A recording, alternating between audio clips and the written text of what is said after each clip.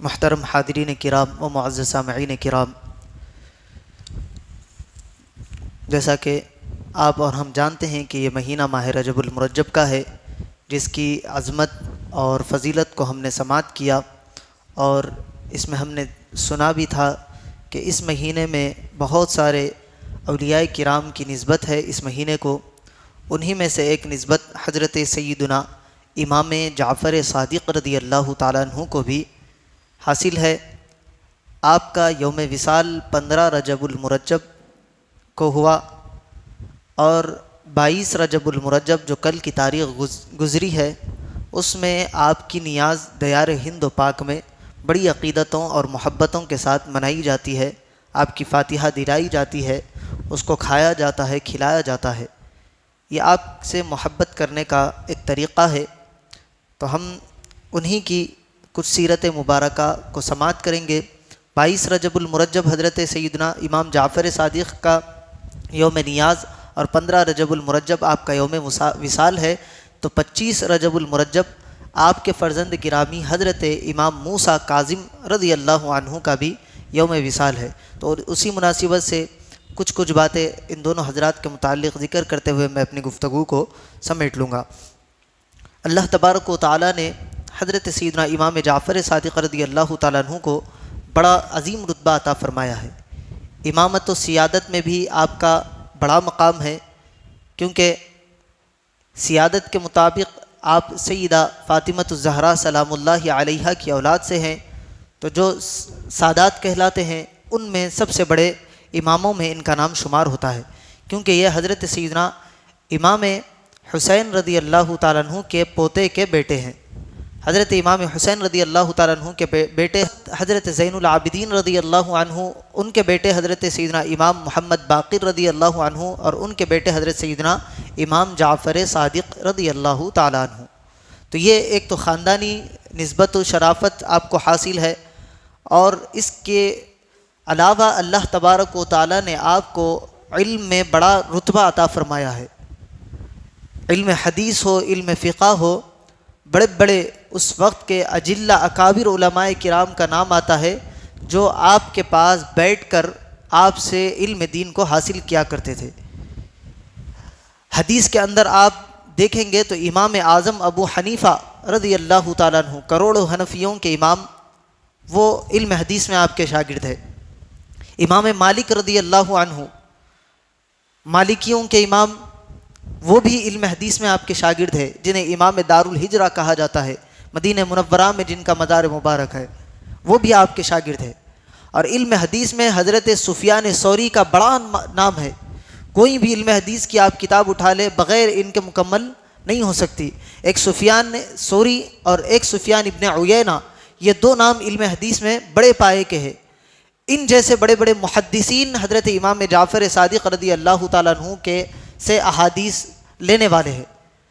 تو ایسے بڑے بڑے شاگرد آپ کے ہیں۔ پھر دنیاوی علم کی طرف آپ آ جائے، جعفر ابن حیان، جسے انگلش میں گیبل کہا جاتا ہے، فاؤنڈر آف کیمسٹری، علم کیمیا کے موجد کا نام جعفر ابن حیان ہے۔ 4000 سے زائد کتابیں انہوں نے لکھی۔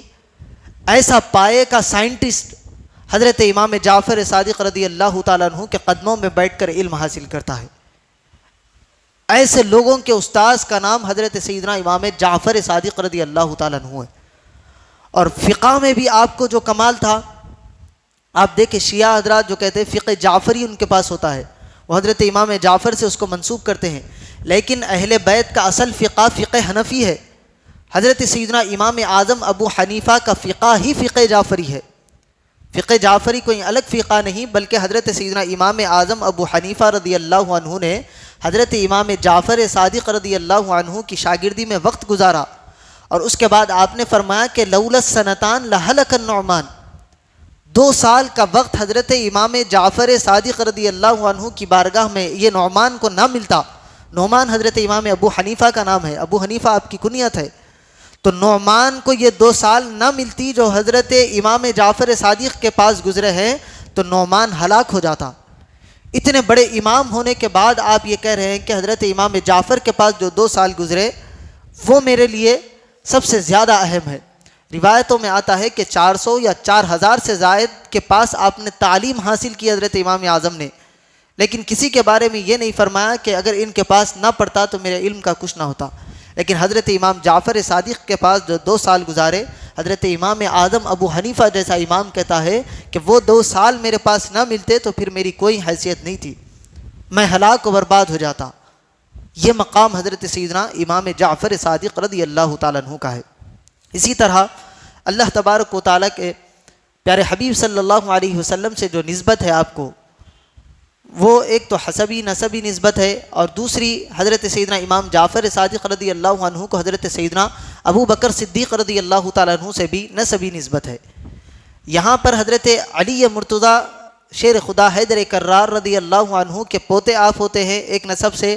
تو ادھر حضرت سیدنا ابو بکر صدیق رضی اللہ تعالیٰ عنہ کے آپ نواسے ہوتے ہیں۔ آپ کے نانا اور نانی دونوں حضرت سیدنا ابو بکر صدیق رضی اللہ عنہ کے پوتے اور پوتی ہے، اور آپ کی والدہ حضرت سیدنا ابو بکر صدیق رضی اللہ عنہ کی پڑ پوتی ہے۔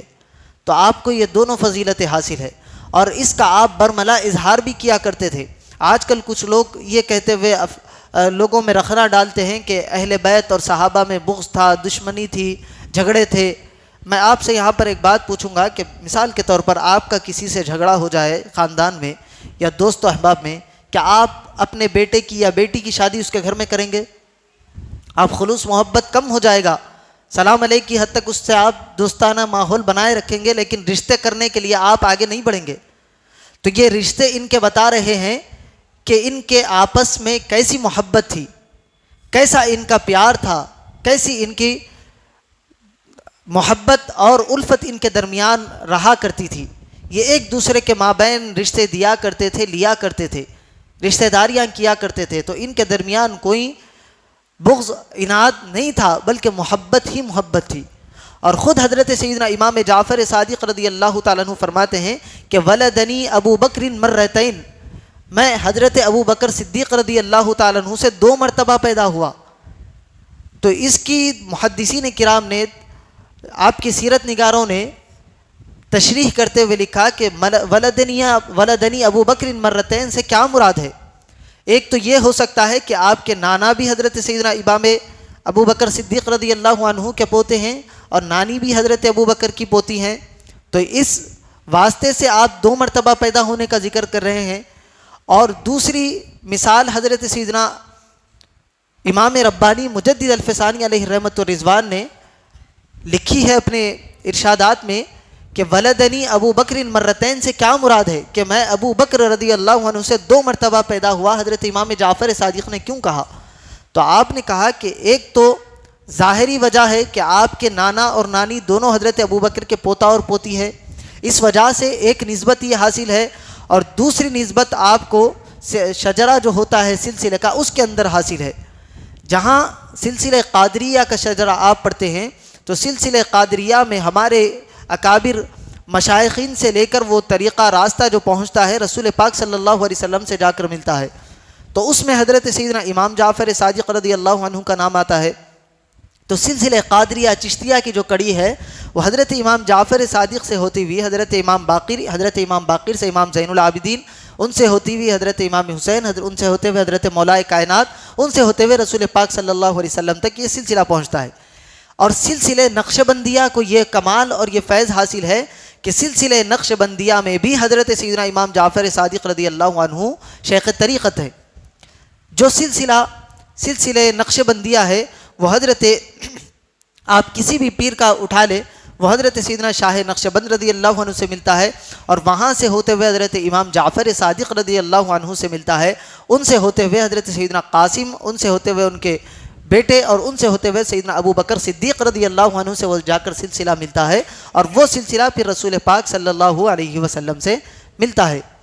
تو یہ 2 وجہ سے آپ نے کہا کہ ولدنی صدیق ولدنی ابو بکر مرتین، میں ابو بکر سے 2 مرتبہ پیدا ہوا ہوں، تو اس کا مطلب یہ ہے کہ ایک ظاہری نسبت بھی ان کے درمیان حاصل ہے، اور ایک باطنی جو رسول پاک صلی اللہ علیہ وسلم کے فیوز و برکات کی نسبت ہے وہ بھی 2 مرتبہ آپ کو حاصل ہوئی۔ یہ مراد حضرت سیدنا امام جعفر صادق رضی اللہ تعالیٰ عنہ کی تھی۔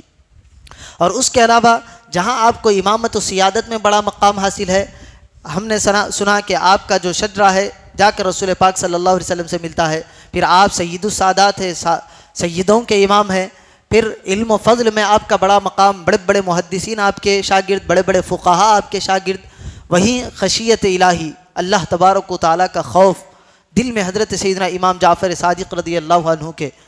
ایسا خوف تھا، اور اس خوف کے متعلق اللہ تبارک و تعالیٰ ارشاد فرماتا ہے انما یخشی اللہ من عبادہ العلماء، اللہ سے سب سے زیادہ ڈرنے والے وہی ہوتے ہیں جن کے پاس سب سے زیادہ علم ہوتا ہے، یعنی جو عالم ہوتا ہے وہ سب سے زیادہ اللہ کا خوف رکھنے والا ہوتا ہے، کیونکہ اس کو پتہ ہوتا ہے کہ کیا کرنے سے کیا ہو سکتا ہے، کب اللہ ہم سے ناراض ہو جا سکتا ہے، چھوٹی سی چھوٹی غلطی سے بھی جو اللہ تبارک و تعالیٰ کی نور کی برسات ہوتی ہے وہ بند کر دی جاتی ہے، تو یہ عالم کو پتہ ہوتا ہے، تو ایک عالم بہت احتیاط کرتا ہے۔ اور اللہ تبارک و تعالیٰ کا اور مقام پر ارشاد فرماتا ہے ان اکرمکم عند اللہ اتقاکم، اللہ کے پاس سب سے زیادہ بلند مقام والا وہی ہے جو سب سے زیادہ تقوی رکھنے والا ہے، جو سب سے زیادہ متقی اور پرہیزگار ہے۔ تو حضرت امام جعفر صادق رضی اللہ عنہ کو آپ دیکھیں گے تو آپ کی زندگی میں علم و فضل کے بجائے سے امامت و سیادت کے علاوہ ایک تقوی کی بلند معیار آپ کو ان کی زندگی میں ملے گا، اعلیٰ درجے کا آپ کے پاس تقوی تھا۔ ایک تو خاندانی شرافت بھی حاصل ہے، پھر وقت کے امام ہے، اس کے علاوہ آپ کی عجز و انکساری کا اس بات سے پتہ چلتا ہے حضرت داؤد طائی رحمۃ اللہ علیہ بڑے صوفی بزرگ گزرے ہیں، وہ ایک مرتبہ حضرت امام جعفر صادق رضی اللہ عنہ کے پاس تشریف لائے اور آ کر عرض کرنے لگے کہ اے امام، آپ رسول پاک صلی اللہ علیہ وسلم کی اولاد میں سے ہیں، میرے لیے دعا کرے کہ مجھ کو کچھ نصیحت کرے کہ میں آپ کے ان فرامین پر عمل کرتے ہوئے رب تبارک و تعالیٰ کی بارگاہ میں پہنچ جاؤں۔ تو حضرت امام جعفر صادق رضی اللہ تعالیٰ عنہ کا عجز و انکساری دیکھیے، وقت کے امام ہے، بڑے بڑے علماء اور فقہاء کے استاذ ہے، اس کے باوجود آپ فرماتے ہیں کہ میں آپ کو کیا نصیحت کروں، میں خود ڈر رہا ہوں، کیونکہ مجھے رسول پاک صلی اللہ علیہ وسلم سے حیا آتی ہے کہ کل کہیں رسول پاک صلی اللہ علیہ وسلم مجھ سے یہ نہ پوچھ لے کہ اے جعفر صادق، تم میری اولاد میں سے تھے، تم میرے بیٹے تھے، لیکن تم نے میری کیوں اتباع نہیں کی؟ یہ بات مجھے ڈرا رہی ہے، میں اس بات سے حیا کرتا ہوں۔ ایسا خوف کا ماحول، ایسی عز اور انکساری کا عالم آپ کے اندر تھا۔ حضرت امام جعفر صادق رضی اللہ تعالیٰ عنہ فرماتے ہیں کہ میں خود خوف کرتا ہوں کہ کل حبیب پاک صلی اللہ علیہ وسلم مجھ سے یہ نہ پوچھ لے کہ تم میری اولاد ہونے کے باوجود تم نے میری اتباع کیوں نہیں کی۔ اور آپ کا یہی عز و انکساری والا ماحول دیکھتے ہوئے اور آپ کا علم و کمال، علم و فضل دیکھتے ہوئے حضرت امام اعظم ابو حنیفہ رضی اللہ عنہ نے فرمایا کہ میں نے بہت سارے فقہاء کو دیکھا لیکن کوئی ایسا فقیہ نہیں دیکھا جو حضرت سیدنا امام جعفر کے جیسا ہو۔ فقہاء میں بھی سب سے اعلیٰ اور عرفہ شان رکھنے والی ذات حضرت سیدنا امام جعفر صادق رضی اللہ تعالی عنہ کی ذات مبارکہ تھی۔ اسی طرح یہ خوف و خشیت کا ماحول تھا، اللہ تبارک و تعالیٰ کی عبادت میں اپنی زندگی کو گزارنے والے تھے، اور ان کی محبت کو اللہ تبارک و تعالیٰ نے لوگوں کے دلوں میں ڈال دیا تھا۔ بادشاہت آپ کے پاس نہیں تھی، اموی خلفاء کے پاس، عباسی خلفاء کے پاس اس وقت بادشاہت تھی، لیکن بادشاہ کے پاس اتنے لوگ نہیں جاتے تھے، بادشاہ کی اتنی عزت و توقیر نہیں کرتے تھے جتنی حضرت سیدنا امام جعفر صادق رضی اللہ عنہ کی عزت اور بزرگی کو لوگ مانا کرتے تھے۔ تو اس وجہ سے بادشاہ کے دل میں تکلیف تھی، بادشاہ کو غصہ آتا تھا کہ بھائی میں بادشاہ ہوں، تخت پر بیٹھا ہوا ہوں، لیکن لوگوں کو دیکھتا ہوں تو حضرت امام جعفر صادق کے پیچھے ہے، آل نبی اولاد علی کے پیچھے پیچھے جا رہے ہیں۔ تو حضرت سیدنا امام جعفر صادق رضی اللہ عنہ کو ایک مرتبہ شہید کرنے کے ارادے سے بادشاہ نے اپنے دربار میں طلب کیا،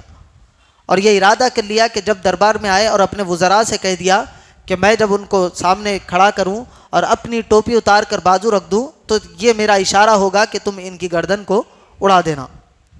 اس ارادے سے حضرت سیدنا امام جعفر صادق رضی اللہ عنہ کو منصور بادشاہ نے اپنے محل میں بلایا۔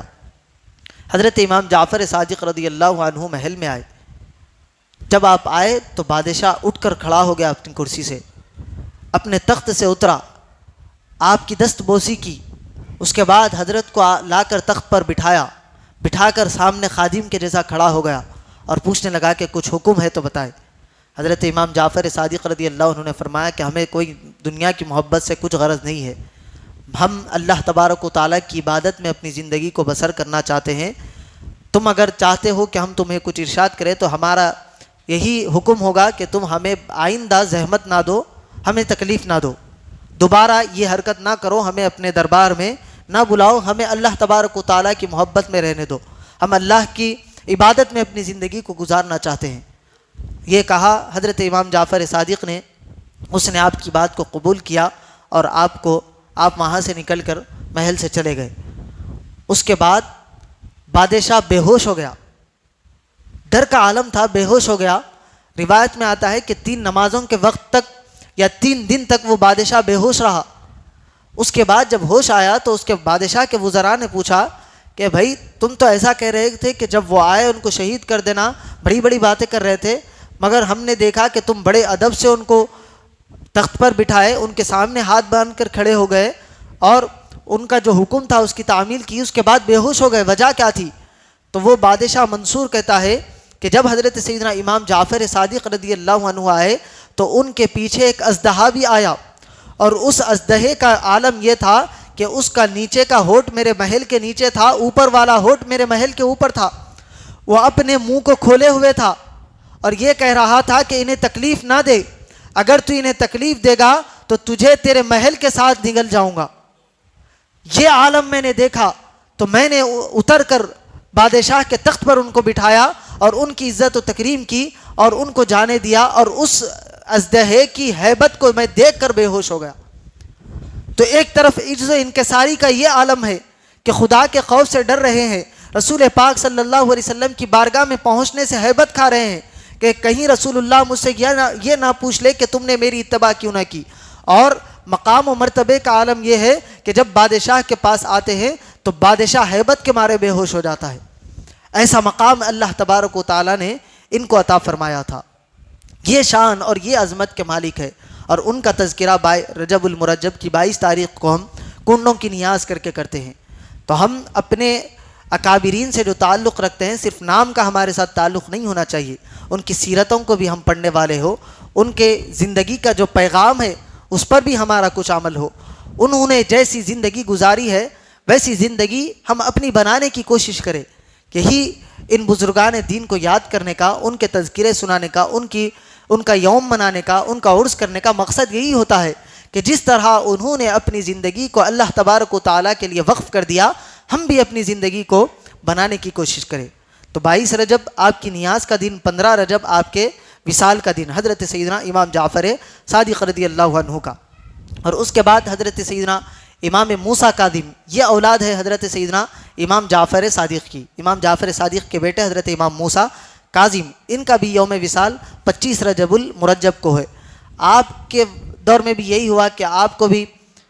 عزت اور مرتبہ اللہ تبارک و تعالیٰ نے عطا فرمایا، اور خون رسول ہونے کی وجہ سے لوگ محبت کرتے تھے، لوگ آپ کے پاس وارفتگی رکھتے ہوئے پہنچتے تھے۔ اس وقت عباسی دور کی خلافت تھی،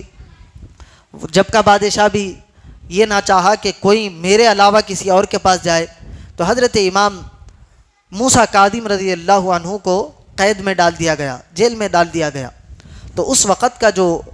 جیلر تھا وہ کہتا ہے کہ میں دیکھتا تھا کہ حضرت امام موسیٰ کاظم رضی اللہ عنہ ہمیشہ دعا میں مصروف رہتے تھے۔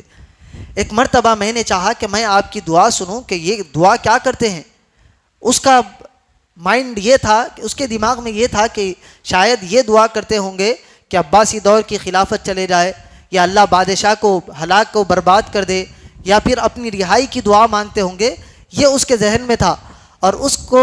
سننے کا اشتیاق تھا کہ میں سننا چاہتا ہوں کہ یہ دعا میں کیا مانگتے ہیں، یا تو اپنی رہائی کی دعا مانگیں گے یا پھر بادشاہ کے لیے خلافت خلیفہ کے لیے اس وقت کے وہ ہلاکت کی دعا مانگیں گے۔ لیکن حضرت امام موسیٰ کاظم رضی اللہ تعالیٰ عنہ دعا مانگتے تھے کہ اے اللہ، میں تجھ سے دعا مانگتا تھا کہ مجھے تنہائی میں تیری عبادت کرنے کا موقع ملے، کیونکہ ہمیشہ آپ کو لوگ گھیرے ہوئے ہوتے تھے، ہمیشہ آپ سے محبت کرنے والے آپ کے پیچھے پیچھے آپ کے ساتھ رہا کرتے تھے۔ تو حضرت امام موسیٰ کاظم رضی اللہ عنہ دعا مانگا کرتے تھے کہ مجھے تنہائی میں رب کی عبادت کرنے کا موقع ملے۔ اب جب جیل کے اندر ہے تو آپ یہ دعا کر رہے ہیں کہ میں اے مولا میں تجھ سے دعا مانگتا تھا کہ میں تنہائی میں تیری عبادت کروں، تو نے مجھے یہ موقع عنایت فرمایا ہے، میں اس پر تیرا شکر ادا کرتا ہوں، تیرا شکر ادا کرتا ہوں۔ تو اس پر جیلر کہتا ہے کہ یہ آل رسول ہی کا مقام و مرتبہ ہے کہ اتنی تکلیفوں میں ہونے کے باوجود اپنے غم و غصے کا اظہار نہیں کرتے بلکہ رب کی محبتوں کا اظہار کیا کرتے ہیں۔ یہ آل رسول کا مقام و مرتبہ ہے۔ اور حضرت امام موسیٰ کاظم، آپ کا نام تو موسیٰ تھا لیکن کاظم پی جانے والا، غصے کو پینے والا، قرآن میں بھی اس کا ذکر ہے والکاظمین الغیظ والعافین عن الناس، غصے کو پی جانے والا اور لوگوں کو معاف کرنے والا، یہ اللہ والوں کی صفت بتائی گئی۔ تو کاظم غصے کو پی جانے والا، ایسی صفت کے مالک حضرت سیدنا امام موسیٰ کاظم رضی اللہ تعالیٰ عنہ تھے، آپ ہی کا خاصہ تھا۔ اور ایک مرتبہ ایک شخص آپ کو برا بھلا کہتا تھا، لوگ ہوتے ہیں نہ بھائی آگے دیکھتے نہ پیچھے دیکھتے، جو منہ میں آیا بول دیتے ہیں، بعض اوقات دشمنی ہوتی ہے۔ تو ایک شخص آپ کے بارے میں غلط الفاظ کا استعمال کیا کرتا تھا، آپ کو پتہ چلا کہ وہ آپ کی بے ادبی کرتا ہے، غلط الفاظ کو استعمال کرتا ہے، تو آپ فوراً اس کے باغ میں گئے۔ وہ کچھ کام کر رہا تھا، پھل وغیرہ کو اکٹھا کر رہا تھا سامان بازار میں بیچنے کے لیے۔ تو حضرت امام موسیٰ کاظم رضی اللہ عنہ گئے، اس کے پاس کہا کہ تم نے یہ کام کرنے کے لیے کتنے پیسے خرچہ کیے؟ اس نے کہا کہ 100 درہم۔ حضرت امام نے پوچھا کہ اس کو تم بازار میں بیچو گے تو کتنی قیمت تمہیں ملے گی؟ تو اس نے کہا کہ 200 درہم۔ حضرت امام موسیٰ کاظم نے اس کو 300 درہم دیے اور کہا کہ تم ہمارا اچھا چاہو، تم ہماری بھلائی چاہو، تم ہمارا خیر چاہو اور ہم تمہیں ایسے ہی چھوڑ دیں، ہم بھی تمہاری بھلائی اور خیر چاہتے ہیں۔ یہاں سے ایک نقطہ ہمیں ملتا ہے، اور ہم نے مواعظ حسنہ حضرت عبداللہ شاہ صاحب رحمۃ اللہ علیہ کی کتاب کے درس میں سنا ہے کہ اولیاء کرام جو ہوتے ہیں اپنی مخالفت کرنے والے کو کبھی برا بلا نہیں کہتے، جو گالیاں دیتا ہے اس کو دعائیں دیتے ہیں۔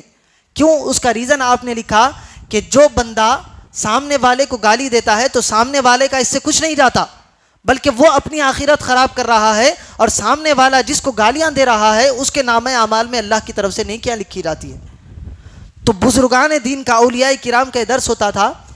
ان کا یہ ذہن ہوتا تھا کہ کبھی کوئی گالیاں بھی دیتا ہے تو وہ اس کو دعائیں دیا کرتے تھے کہ تم ہمارا بھلا کر رہے ہو،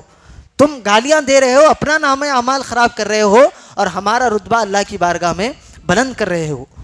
تو یہ کردار اولیاء کرام کا تھا۔ تو جب آپ نے اس کے ساتھ یہ رویہ کیا تو وہ فوراً آیا بازار میں، آ کر گواہی دینے لگا کہ میں اللہ کی گواہی دیتا ہوں کہ یہ آل رسول ہے، انہوں نے جو سلوک میرے ساتھ کیا ہے وہ اہل بیت ہی کا خاصہ ہے، اتنا عفو درگزر کرنے والا معاملہ اہل بیت رسول ہی کر سکتے ہیں، یہ اہل بیت رسول کے ساتھ ہی خاص ہے۔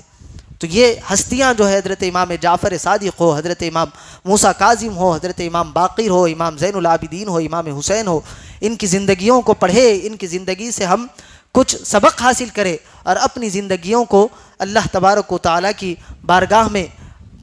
رتبے والی، اللہ تبارک و تعالیٰ کی بارگاہ میں قبول ہونے والی زندگی بنانے کی کوشش کرے۔ حضرت امام جعفر صادق رضی اللہ عنہ فرماتے ہیں کہ عبادت توبہ کے بغیر نہیں ہو سکتی، بندے کو چاہیے کہ پہلے توبہ کرے پھر عبادت کرے۔ ہم کیا کرتے ہیں؟ عبادت کرتے ہیں پھر توبہ کرتے ہیں۔ فرماتے ہیں کہ عبادت میں اصل حصہ توبہ کا ہے، جو بندہ جتنا توبہ کرے گا اللہ تبارک و تعالیٰ اس کی عبادتوں میں اتنی لذت، اتنا نکھار پیدا کرے گا۔ تو اللہ کی بارگاہ میں ہمیشہ توبہ کرنا چاہیے۔ اور فرماتے ہیں کہ 3 چیزوں سے نیکی مکمل ہوتی ہے۔ ہم کوئی نیکی کرتے ہیں تو اس کے مکمل ہونے کے جو ذرائع ہیں حضرت امام جعفر فرماتے ہیں کہ وہ 3 ہے۔ 3 چیزوں کو نظر میں رکھتے ہوئے تم نیکی کرو، اللہ تبارک و تعالیٰ کی بارگاہ میں وہ نیکی قبول ہوگی، اگر اس کے علاوہ کوئی اور نیت ہوگی تو رد کر دی جائے گی۔ حضرت امام فرماتے ہیں پہلی چیز ہے کہ نیکی کرنے میں جلدی کرو، کوئی نیک کام کرنا ہے اس کے اندر سبقت لے جانے کی کوشش کرو، جلدی اس کے اندر کرو۔ دوسرا فرماتے ہیں کہ جو بھی نیکی کرو چاہے جتنی بڑی ہو اس کو چھوٹی سمجھو، کبھی نیکی کو بڑی سمجھو گے اللہ تبارک و تعالیٰ وہ نیکی کو برباد کر دے گا۔ اور فرماتے ہیں کہ اس کو چھپاؤ، اس کا اظہار مت کرو، لوگوں کے سامنے شیخی مت بگارو، کسی پر احسان کیا ہے تو جتاؤ نہیں۔ یہی اولیاء کرام کی زندگی کا درس ہے کہ تم نیکی کرو تو نیکی میں جلدی کرو اور اس کو چھوٹی سمجھو اور اس کو ہمیشہ چھپاتے رہو۔ اور ایک قول حضرت امام موسیٰ کاظم رضی اللہ عنہ کا سنا کر اپنی گفتگو کو ختم کروں۔ حضرت امام موسیٰ کاظم رضی اللہ عنہ فرماتے ہیں کہ جو شخص اپنے بھائی کے لیے خیر اور بھلائی مانگتا ہے، یعنی اپنے بھائی کا اچھا چاہتا ہے. آج ہماری فکر کیا ہے کہ انہیں اس کا نقصان ہوتا ہے ہو جائے, اپنا اچھا ہونا چاہیے. نہیں, ہمیں یہ کوشش کرنی چاہیے کہ دوسروں کا بھی بھلا ہو.